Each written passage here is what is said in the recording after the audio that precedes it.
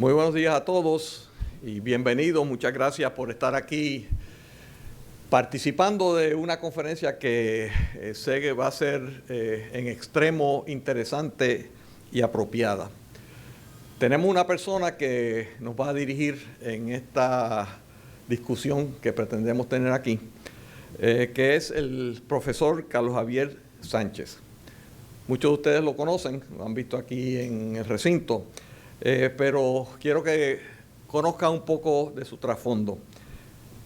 Graduado de la Universidad de Florida de Gainesville con un grado de bachillerato en periodismo y con una concentración menor en estudios de Latinoamérica.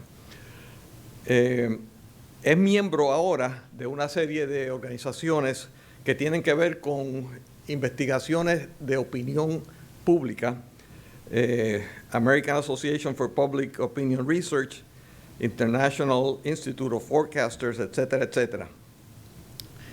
Es el director fundador del Instituto de Investigación y Encuestas aquí de la Universidad del Turabo, que se dedica precisamente a hacer este tipo de investigación. En su función de director, ha hecho unas alianzas con otras universidades para precisamente hacer estudios que abarquen más de nuestras áreas insulares solamente. Y tiene también una maestría con concentración en investigación de mercado. Actualmente es un candidato doctoral aquí en la Universidad del Turabo y ha estado llevando a cabo estudios sobre un aspecto que es de extrema importancia, no solamente ahora, sino proyectado al futuro, donde entiendo que será mayor y mayor la importancia que le demos. Es el tema de la felicidad. Un tema difícil de medir. Sin embargo, un tema que entendemos que es central en lo que debe hacer el individuo, pero también la sociedad. Tenemos ahora unas maneras de medir la eficiencia, la efectividad, el desempeño de gobiernos en sociedades específicas, siguiendo ciertas métricas. Por ejemplo, se dicen que las sociedades exitosas pues son las que tienen el producto de desarrollo económico más alto o que tienen el ingreso per cápita mayor. Usualmente son métricas económicas para definir lo que es el éxito o no de un gobierno o una sociedad. Se plantea que a lo mejor esa no es la mejor manera de definir cuáles deben ser las prioridades, la política pública y hasta cierto punto la medición de éxito o no de una empresa de gobierno y una sociedad. Así que lo que se plantea ahora es algo que se está comenzando a desarrollar, pero lo que queremos a lo mejor tratar de definir es si se puede utilizar la felicidad en vez del Producto Bruto Nacional, en vez de los ingresos per cápita, inclusive en vez de los niveles de educación, porque todos son elementos de esto que llamamos felicidad. Dificultad que tenemos es, primero, medirlo. ¿Cómo se mide? Porque mayormente es un contexto subjetivo. Cada cual de nosotros tiene un sentir de nuestra propia felicidad. Yo he tratado de, para mí, en el contexto de tratar de identificar las maneras de poder comprender este concepto, y he encontrado varias explicaciones. El budismo, que está basado en el concepto de explicar y ver cómo reaccionamos al sufrimiento humano. Esa es la base del desarrollo del pensamiento budista. Yo he tratado de simplificar, y lo he visto de diferentes perspectivas, la definición de felicidad. Y bien simplista, no me citen con esto, pero bien simplista. La felicidad se puede considerar entre la diferencia entre lo que el individuo tiene y lo que el individuo quiere. Piensen ustedes, porque no es el que más tiene dinero el que más feliz es. Hay gente que tiene mucho dinero, hay gente que tiene mucho poder, sin embargo no son felices, porque quieren mucho más. Y si usted tiene 3 aviones, pues, y lo que quiere en realidad son 10 aviones, pues a lo mejor está infeliz, porque tiene solamente 3. Y hay personas que tienen muy poco, y a lo mejor viven en una pequeña casa, en una montaña, y lo que quieren es tomarse el café por la mañana, y no quieren mucho más, y son felices. Así es que una definición bien simple, y lo estoy sobresimplificando. Pero la pregunta entonces es, ¿cómo podemos mirar y ir definiendo y midiendo estos conceptos de felicidad? Y para eso le hemos dado la encomienda a Carlos Javier para que nos explique cómo podemos hacer eso. Una tarea sencilla. Así que, sin más decir, nuestro profesor por el día de hoy, Carlos Javier Sánchez.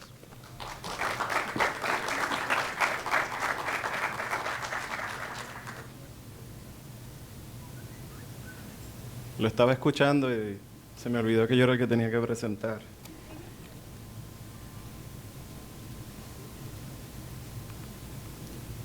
Bien, buenos días. No sabía que había tanto interés en la felicidad en Puerto Rico. Parece que están escasas las noticias positivas. Así que muchas gracias por estar aquí con nosotros. Bienvenidos.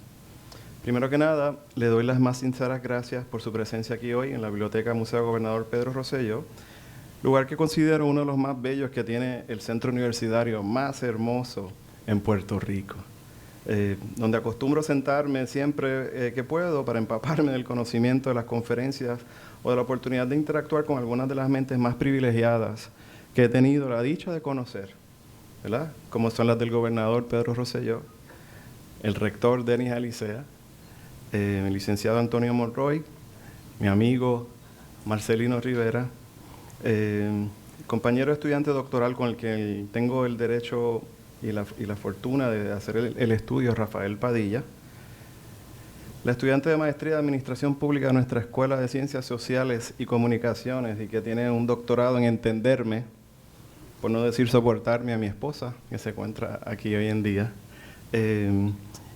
Y le doy las gracias a todos y a todos por estar aquí y por la invitación. El tema de hoy lo titulamos Puerto Rico, modelo de cultura y felicidad colectiva. Y qué apropiado que sea en la biblioteca donde presentamos hoy algunos de los resultados de las investigaciones que hemos estado trabajando en el Instituto de Investigación y Encuestas del Turabo. Pues es aquí donde han nacido la mayoría de las preguntas que guían las investigaciones que estamos realizando. Aquí fue donde escuché por primera vez de Bután, el pequeño reino en las montañas del Himalaya. Aquí se hace hincapié y se estudia cómo los hombres son creados iguales, son dotados por su creador de ciertos derechos inalienables, que entre estos están la vida, la libertad y la búsqueda de la felicidad. Para que no lo sepan, son palabras de Thomas Jefferson.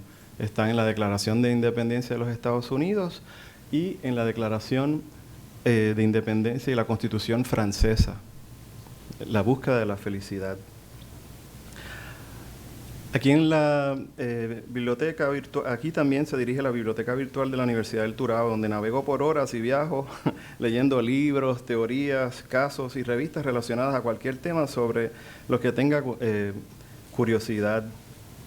Por último, la biblioteca es un centro de estudio e investigación de vanguardia sobre la herencia política y cultural de Puerto Rico. Hago hincapié sobre la cultura de Puerto Rico, que es lo que nos damos hoy a la tarea de ilustrarles, y es el legado que queremos dejarle como aportación a futuras investigaciones sobre nuestro país. La agenda de hoy va a ser la siguiente. Aunque son temas variados y un poco abstractos, trataremos de presentarles primero ejemplos del índice de felicidad nacional bruta, como es el ejemplo de Bután, seguido por las teorías de felicidad y calidad de vida. Para propósitos de la presentación, definimos la palabra felicidad simplemente como la medida en que la gente disfruta de la vida, ¿verdad? Desde una perspectiva global o de un todo. Aunque hay distinciones sutiles que se hacen a veces entre la satisfacción de la vida y la felicidad, uno siendo una definición cognitiva y el segundo una valoración emocional de la vida de uno, estos términos se usan más a menudo de manera intercambiable. Y por tanto, durante la presentación nos referimos a lo mismo. En inglés le llaman también subjective well-being, ¿verdad? Porque siempre es una manera subjetiva. Luego entraremos en estudios que hemos realizado sobre la cultura puertorriqueña, para entonces entrar en los resultados con estudios cross-culturales que hemos obtenido para Puerto Rico. Presentaremos estudios sobre la relación de la felicidad y el dinero, que todos sabemos en Puerto Rico hay exceso de uno y carencia del otro. Para entonces, con un mejor entendimiento sobre cómo es el puertorriqueño en comparación con otros países, dar unas recomendaciones sobre qué políticas públicas pueden trabajarse o emularse para medir, tanto desde la academia como desde las ramas ejecutivas, legislativas y judiciales, la calidad de vida, el bienestar y la felicidad de nuestro pueblo. Aquello que los antiguos filósofos griegos, tanto Platón como Aristóteles, insistieron que era una función propia del Estado, que era mejorar el bienestar o la eudemonia, felicidad en griego, de sus ciudadanos. Vio, rector, que me leí los restos de la crítica y la artesanía de la escritura filosófica, aunque eso fue una de las pocas partes que pude entender de sus libros. Comencemos. Este es Geert Hofstede, conocido como el padre del análisis transcultural científico de las naciones modernas. Es ingeniero, graduado de la Universidad Delft en los Países Bajos, y luego convertido en psicólogo, obteniendo su doctorado en la universidad. Trabajó para la empresa IBM desde el 1962 al 1970, cuando a los 42 años, con 4 hijos y su esposa, decidió dejar el trabajo en recursos humanos que tenía para analizar las más de 100.000 encuestas que había logrado realizar para un estudio de valores a nivel mundial de los empleados de IBM. En ese tiempo y todavía una de las compañías más grandes del mundo. El estudio lo habían hecho en más de 70 países. Le tomó más de 6 años lograr su investigación y analizar estadísticamente los resultados. Cuando terminó, publicó sus resultados en este libro, titulado Consecuencias de la cultura, descubriendo un modelo de dimensiones culturales que se considera pionero en la investigación sobre grupos y organizaciones interculturales. Su versión de 1980 ha sido citada en más de 30.000 ocasiones y su versión revisada del 2001 ha sido citada en más de 25.000 trabajos de investigación. En el 2011 fue nombrado Caballero de la Orden del León holandés y ha recibido doctorados honoris causa de más de 7 universidades a nivel del mundo. Este es Ban Ki-moon, surcoreano, secretario general de las Naciones Unidas desde el 2007. La Asamblea General de la ONU, en la resolución 66281 del 12 de julio del 2012, decretó el 20 de marzo como el Día Internacional de la Felicidad, para reconocer la relevancia de la felicidad y el bienestar como aspiraciones universales de los seres humanos y la importancia de su inclusión en las políticas de gobierno. Según señaló el secretario general, el mundo necesita un nuevo paradigma económico que reconozca la paridad de los 3 pilares del desarrollo sostenible: el social, el económico y el medioambiental, porque juntos definen nuestra felicidad. Las expresiones las hizo en el Reino de Bután, donde se celebró en abril del 2012 una conferencia de las Naciones Unidas sobre la felicidad, con la participación de más de 600 delegados de todo el mundo.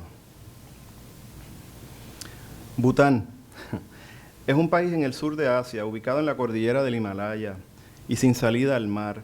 Se encuentra entre los dos países más poblados de nuestro planeta. Limita al norte con la República China, en realidad el Tíbet, y al sur con la India.